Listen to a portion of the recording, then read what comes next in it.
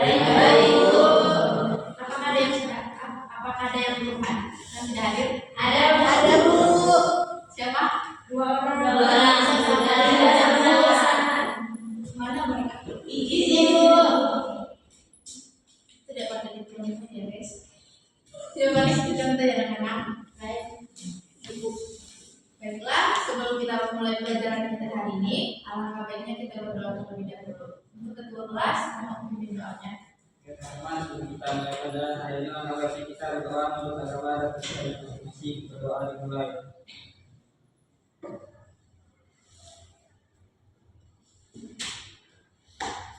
Doa selesai. Oke, baik. Ada yang masih ingat pelajaran kita minggu lalu apa? Bu, saya Bu. Ya, silakan kita. Kegiatan ekonomi. Apa itu kegiatan ekonomi? Kegiatan ekonomi adalah aktivitas manusia untuk memenuhi kebutuhan hidupnya, baik berupa barang ataupun jasa. Ya, betul sekali. Ibu Angga, kalian sudah paham pelajaran kita minggu lalu ya? Selanjutnya, kita akan membahas tentang ekonomi dalam kehidupan manusia. Tujuan pembelajaran ekonomi dalam kehidupan manusia yaitu untuk memahami cara mengolah sumber daya yang terbatas, membuat keputusan yang rasional, meningkatkan kesejahteraan, mengatasi masalah ekonomi, serta mendukung pengambilan keputusan yang efektif dalam kehidupan pribadi dan masyarakat. Oke, seperti yang sudah kita lihat di sini, pengertian ekonomi dalam kehidupan manusia yaitu ekonomi yang berasal dari kata Yunani atau rumah tangga dan rumus atau aturan. Ekonomi adalah ilmu yang mempelajari bagaimana manusia mengolah sumber daya yang terbatas untuk memenuhi kebutuhan hidup yang terbatas. Lebih tepatnya adalah ekonomi adalah ilmu yang berperan penting dalam kehidupan manusia. Dengan memahami prinsip dan tujuan ekonomi, kita dapat membuat keputusan yang bijaksana dalam memenuhi kebutuhan sehari-hari. Selanjutnya, langkah-langkah dalam ekonomi, yaitu ada 6. Yang pertama, identifikasi kebutuhan. Ada yang tahu tidak apa itu identifikasi kebutuhan? Ya, silakan kita. Identifikasi kebutuhan itu proses untuk menentukan dan memahami berbagai kebutuhan yang diperlukan untuk mencapai kesejahteraan dan kelangsungan hidup. Betul, identifikasi kebutuhan yaitu yang mengenali kebutuhan apa yang harus dipenuhi, baik itu kebutuhan primer, sekunder, dan tersier, yaitu seperti sandang, pangan, dan papan. Selanjutnya, pengelolaan sumber daya alam. Pengelolaan sumber daya alam yaitu yang mengatur sumber daya yang tersedia yang digunakan secara efisien, yaitu seperti alat, tenaga kerja, modal, dan teknologi. Selanjutnya, produksi barang dan jasa. Produksi barang dan jasa yaitu proses menciptakan barang dan jasa untuk memenuhi kebutuhan manusia. Selanjutnya, distribusi barang dan jasa. Distribusi barang dan jasa yaitu yang menyalurkan barang dan jasa dari produsen ke konsumen melalui saluran distribusi. Dan yang kelima yaitu konsumsi. Konsumsi itu ialah manfaat barang dan jasa oleh masyarakat untuk kebutuhan sehari-hari. Dan yang keenam, evaluasi dan perencanaan ulang. Evaluasi dan perencanaan ulang yaitu yang memberi penilaian atau yang melakukan penilaian secara efektivitas selama sebelumnya dan melakukan dan merencanakan strategi baru dan kedepan. Baiklah, dari langkah-langkah dalam ekonomi, apakah ada yang belum paham? Ya, silakan beri. Saya izin bertanya, bedanya produksi barang dan jasa dan konsumsi itu apa ya? Bedanya produksi barang dan jasa dengan konsumsi. Baik, anak-anak, produksi itu artinya hanya membuat sesuatu. Misalnya, pabrik membuat kue, atau petani menanam padi, atau ibu penjual nasi goreng masak nasi goreng. Nah, dari situ mereka sedang membuat atau memproduksi barang agar bisa digunakan oleh orang lain. Sedangkan konsumsi yaitu atau artinya itu menggunakan sesuatu. Misalnya, kalian ingin makan nasi goreng. Nah, dari situ kalian sedang memproduksi makanan. Atau kalian berangkat ke sekolah menggunakan angkot. Nah, dari situ kalian sudah memproduksi jasa transportasi. Jasa transportasi. Paham? Paham. Baik. Selanjutnya, di sini ada jenis-jenis ekonomi dalam kehidupan manusia. Ada 5. Yang pertama, ekonomi tradisional. Ekonomi tradisional yaitu yang berbasis pada kebiasaan tradisional dan sistem turun-temurun. Biasanya itu ini terjadi di daerah pedesaan dan komunitas adat. Contohnya seperti berburu, bertani, dan barter. Dan yang kedua, ekonomi pasar. Ekonomi pasar yaitu yang berbasis pada mekanisme pasar dan yang melibatkan subsidi dan demand. Dengan peran pemerintah kecil, ekonomi dikelola oleh individu atau swasta. Contohnya, perusahaan swasta bersaing di pasar bebas. Dan yang ketiga, ekonomi komando. Ekonomi komando yaitu sistem ekonomi yang sepenuhnya dikendalikan oleh pemerintah. Pemerintah mengatur produksi, distribusi, dan harga barang atau jasa. Contohnya itu seperti negara dengan sistem sosialis seperti Korea Utara.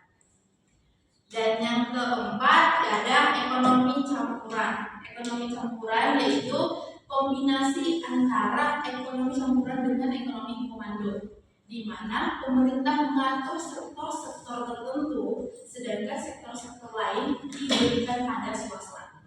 Dan yang contohnya itu seperti banyak negara modern seperti Indonesia.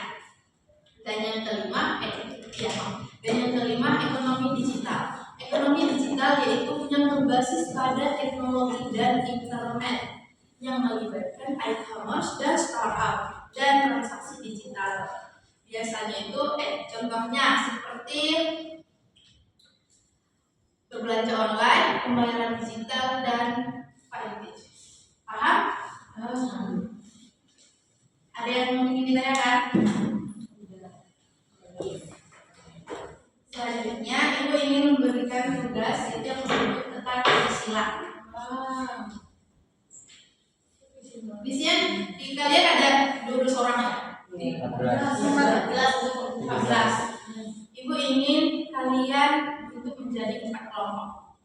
Berarti ada yang 5 atau ada yang 4, ada yang 5? Ya.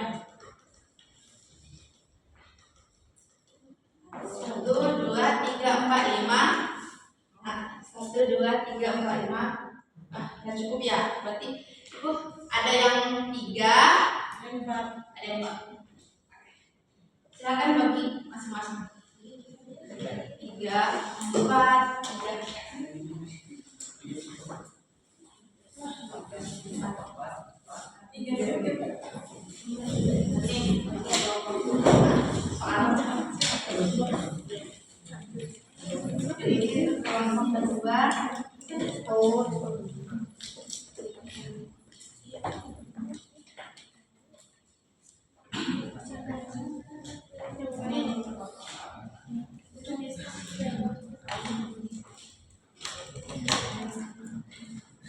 Silakan kalian menjawab soal yang sudah Ibu berikan.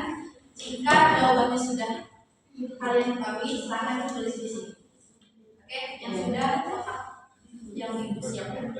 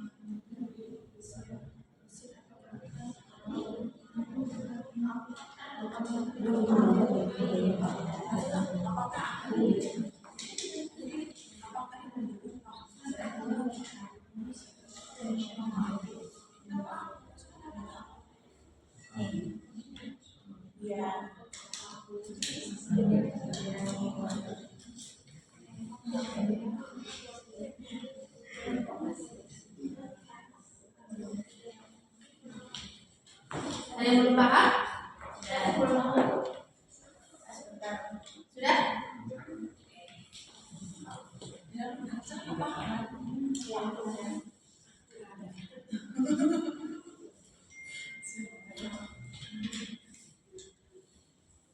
Ada yang sudah selesai? Sudah belum?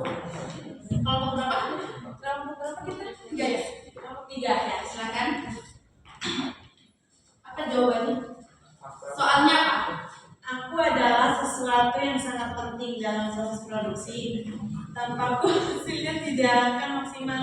Aku bisa berupa manusia, mesin, atau bahkan alam. Apakah aku?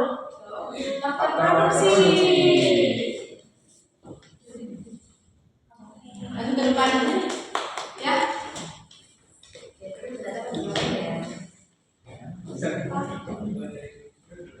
Itu yang ini nih, yang ini urus ini. Itu berapa kali urus kalian begini?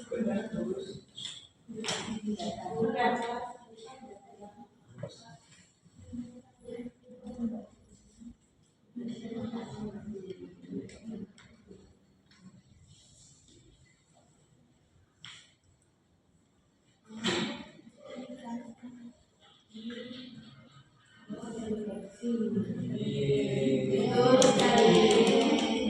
Ada ya? Ada lagi? Cinta? Ya.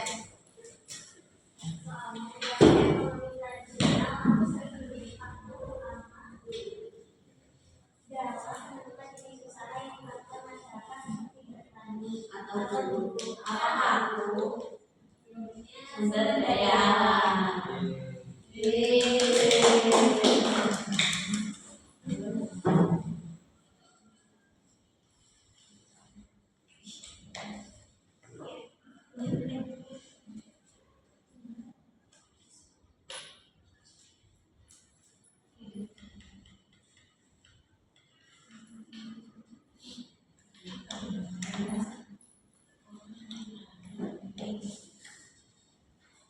Ada lagi?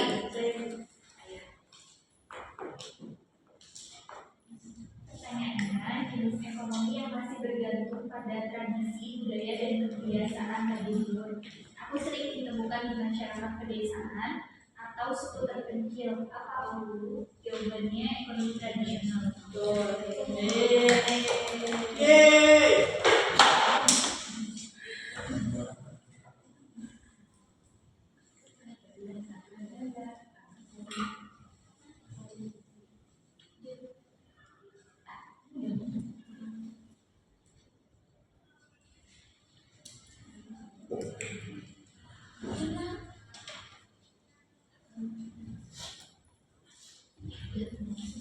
Ada lagi? Aku mengatur negara, membuat peraturan dan kebijakan. Aku menjaga keamanan dan keselamatan, melayani rakyat. Ya, Jawabannya? pemerintah.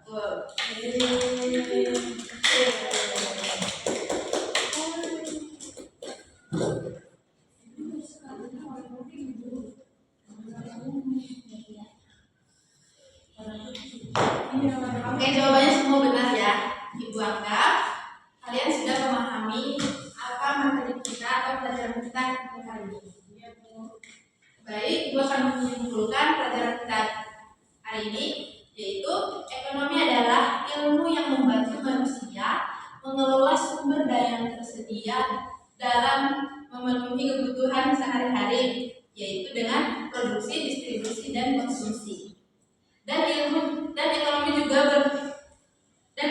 juga berperan penting dalam mengatur kesejahteraan dan keseimbangan kehidupan. Cukup sekian dari Ibu. Assalamualaikum warahmatullahi wabarakatuh.